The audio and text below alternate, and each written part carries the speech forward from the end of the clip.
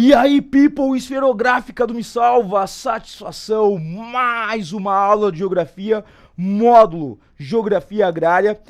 E vamos trabalhar nesta aula a Revolução Verde, famosa e polêmica Revolução Verde, essa querida.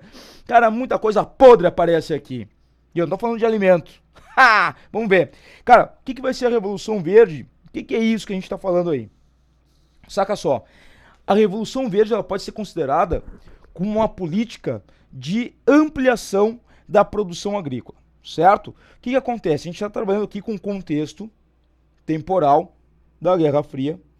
Isso aqui a gente está trabalhando com a década de 50, beleza? Década de 50, onde tu tinha, então, um contexto internacional que é a Guerra Fria, aquela tensão que tu tá ligado entre os Estados Unidos liderando o bloco capitalista de um lado, e a União Soviética liderando o bloco socialista do outro lado. O mundo tá entre esses dois carinhas aí, muito doidos, certo? E o que vai acontecer? A partir dessa premissa, tu tem, na década de 50, a ONU e os Estados Unidos, esses dois caras aqui. Na época, a ONU praticamente atendia os interesses norte-americanos, porque era basicamente os Estados Unidos que financiava o órgão, né? Foi criado aqui em 45, tem a sede lá em Nova York, então tem uma relação estreita, na época era mais estreita ainda entre esses dois caras, e eles começam a promover essa política de ampliação da produção agrícola, aonde, lá nos Estados Unidos, não, olha só, em países subdesenvolvidos. Ô, palavrinha comprida, saiu do foco, né? Na tampa da gaita. Países subdesenvolvidos, tá bom? Cara, muitos desses países recém tinham se tornado independentes. Desses países subdesenvolvidos aqui, isso é importante lembrar, tá? Ou seja, eram países frágeis, politicamente frágeis, estavam ali à mercê de influências internacionais. E o que acontece? Vem a ONU, vem os Estados Unidos e dizem o quê? Cara, nós vamos ajudar a ampliar a produção agrícola mundial, principalmente nos países subdesenvolvidos, tá? Com qual finalidade? Acabar ou tentar atenuar o problema da fome em escala planetária. Uou, que lindo, que maravilhoso. Só que tem um detalhe, tá? Claro, muitos dos países subdesenvolvidos aqui da Ásia, por exemplo, tinha uma grande população estava passando fome e tal. E o que acontece? A ideia era acabar com a fome ou, basicamente, diminuir a fome nesses países. Através do quê? De melhorias, ampliação da produção agrícola. Como é que ia acontecer essa ampliação da produção agrícola? Saca só aqui, Chuchu. Modernização das práticas agrícolas, certo? Mas antes da gente vir para cá, eu quero falar o seguinte. No momento que tu tem esse apoio, qual é o interesse? O interesse da ONU nos Estados Unidos acabar com a fome nesses países? Cara, olha só. O que eles estão querendo é fazer o quê? Evitar que surja. Vamos pegar uma outra caneta. Fico louco com caneta colorida aqui. Ui, loucura. Primeira coisa é evitar focos de insatisfação por causa da fome nesses países desenvolvidos. O pessoal com fome fica indignado e começa a fazer o quê? Começa a se rebelar. Tu tinha alguns desses países desenvolvidos que já eram aliados norte-americanos, outros poderiam se aliar à União Soviética. Então, caso a população faminta se indigne e comece a se rebelar, foi esses focos de insatisfação, ela poderia abandonar essa vinculação com os Estados Unidos e partir para uma vinculação com quem? Com a União Soviética. Não, isso não pode acontecer. Nunca! Segundo esses caras. E o que eles vão fazer? Como uma maneira de evitar, vamos colocar aqui, ó, diminuir ou atenuar a influência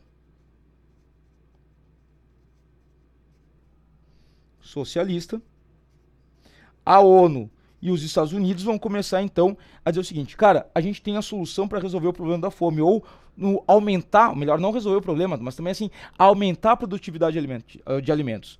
E aí a gente vai conseguir diminuir essa questão da fome. Ô meu, lembra, se tu já deu uma olhadinha no nosso módulo sobre demografia, tu tá ligado numa teoria chamada neomalthusiana. Segundo os neomalthusianos, o que vai acontecer? Quanto maior o número de pessoas, maior a miséria. E os Estados Unidos se apoia nessa ideia para criar, dizer o seguinte, como você tem muita gente, o pessoal tá passando fome, né? Tem muita população aí, são países superpopulosos e tal, e tem muita miséria, tem muita gente passando fome. E então, olha só, nós vamos ampliar a produção agrícola nesses países, certo? E com isso, nós vamos diminuir o risco de uma influência socialista nessas nações subdesenvolvidas através de uma modernização das práticas agrícolas. Como é que acontece essa modernização, gurizada? Através do quê? Do uso de adubos químicos, através do uso de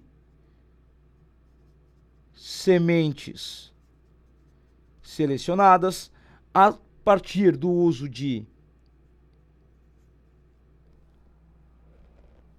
inseticidas, mas vai dar espaço para tudo, de irrigação artificial, irrigação artificial, eita, irrigação artificial, ficou um horrível esse O, né? Vamos pintar ele todo, fazer um esqueminha aqui para dar graça. Ai, que fofo que ficou. Irrigação artificial. E, para finalizar, logicamente, através de uma mecanização. Show? Cara, o que tu percebe? A ONU e os Estados Unidos inserem adubos químicos, sementes selecionadas, inseticidas, irrigação artificial, técnicas de irrigação artificial, mecanização, máquinas. E isso aqui é importante também por um outro detalhe, até estava me passando. Tu tem nos Estados Unidos a indústria química aqui, ela está ociosa. Após a Segunda Guerra Mundial, ela entra ali num período de queda de produtividade. E ela tinha que investir em alguma coisa.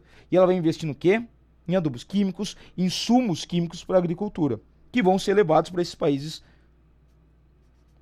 subdesenvolvidos. Certo? Bom, te pergunto, essas práticas aqui ampliam a produção agrícola? Resultaram numa ampliação da produção agrícola? Sim ou não?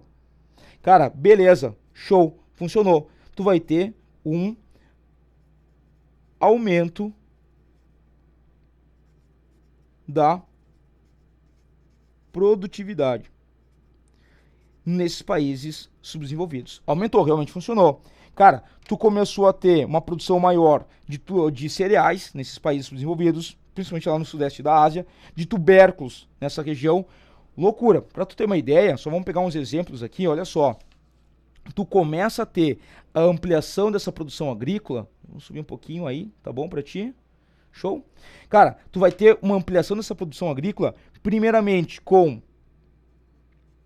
trigo e milho híbridos que vão ser introduzidos e cultivados na Índia e no Paquistão, países desenvolvidos, tentando evitar a ameaça socialista.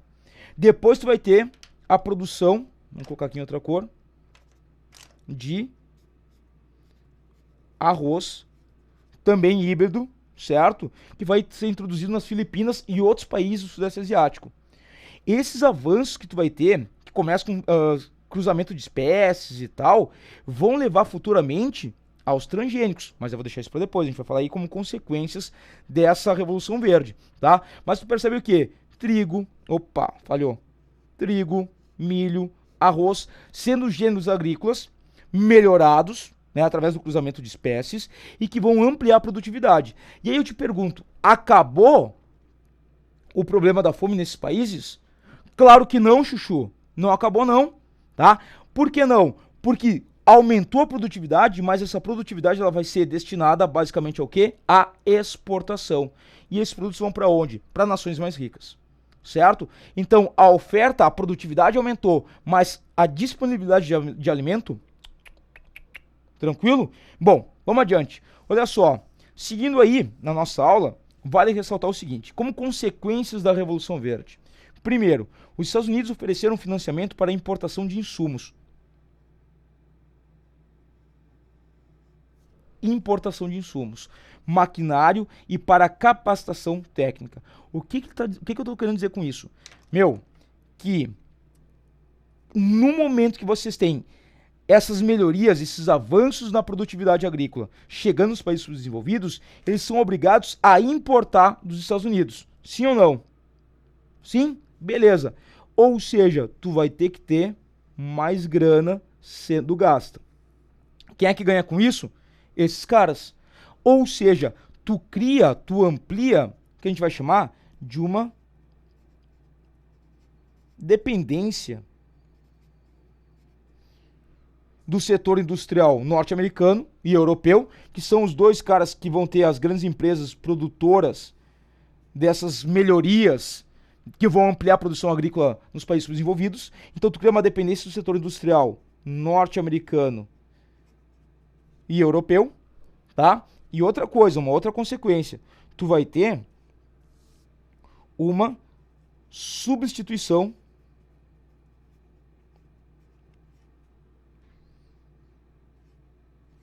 dos gêneros cultivados.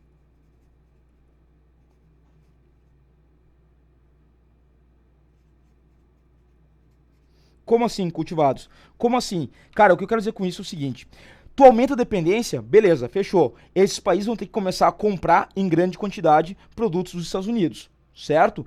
E eles deixam de produzir, em grande parte, gêneros destinados ao cultivo, ao consumo interno, para produzir gêneros destinados à exportação. Foi o que nós mencionamos antes.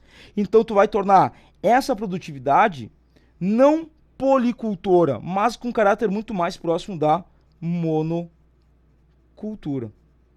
Sim ou não? Tranquilo? E aí, claro, a partir do momento que diminui, né, os produtos destinados à alimentação, tu vai primar pelas exportações, tu torna ali a tua produção muito próxima da monocultura. Outra coisa, uma outra consequência, e isso aqui tem uma aula especial sobre ela. A partir dessas melhorias genéticas, nesses avanços, né, nas pesquisas agropecuárias para aumentar a produtividade, tu tem o surgimento dos chamados, dos famosos, dos mais que polêmicos,